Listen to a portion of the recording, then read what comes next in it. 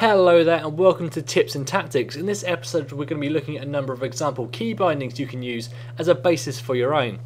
There are a few basics you want to bear in mind however when you first set up your key bindings. Firstly, unbind the turn keys. Movement wise all you want is forward, strafe left, strafe right and perhaps backwards, but I'll talk about that more later. Secondly, there are in the region of 20 keys you need for Guild Wars 2. This means you will not need shift modifiers at all and each key can have its own specific bind. On screen now is a common basic keyboard setup. W, A, S and D are used for movement with A and D bound to strafe.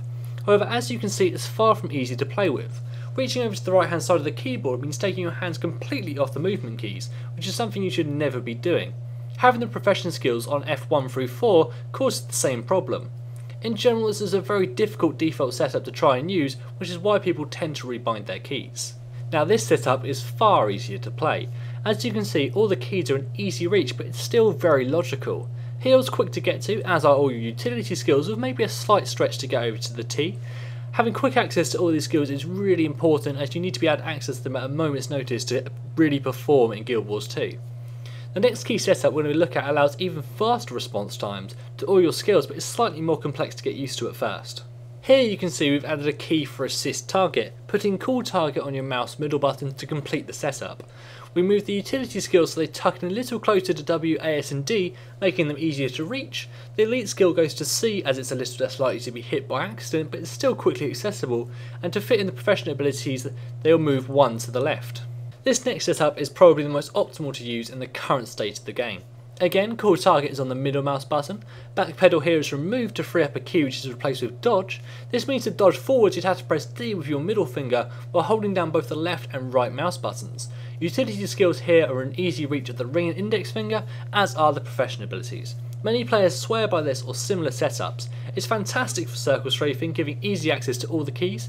The only downside is I find it can be a little bit awkward to move while also triggering the profession abilities. Because people have asked in the comments in the past, this is the setup I use.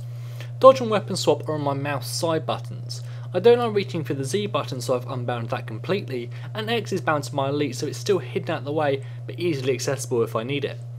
Profession skills are often rebound depending on what I'm playing at the time. On a ranger for example, I rebind shift to be skill 2 as that's the profession skill and the one you need most often.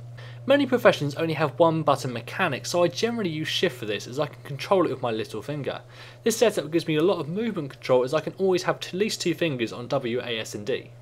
I mentioned about having a mouse with a couple side buttons. While this is far from required to play effectively, most gaming mice do now come with at least 2 side buttons, and a gaming mouse and a good mouse mat can help a lot. If you do have a gaming mouse like this, I would recommend binding dodge to one of these keys. This gives dodge a lot more options as it's easier to control the direction you're travelling in.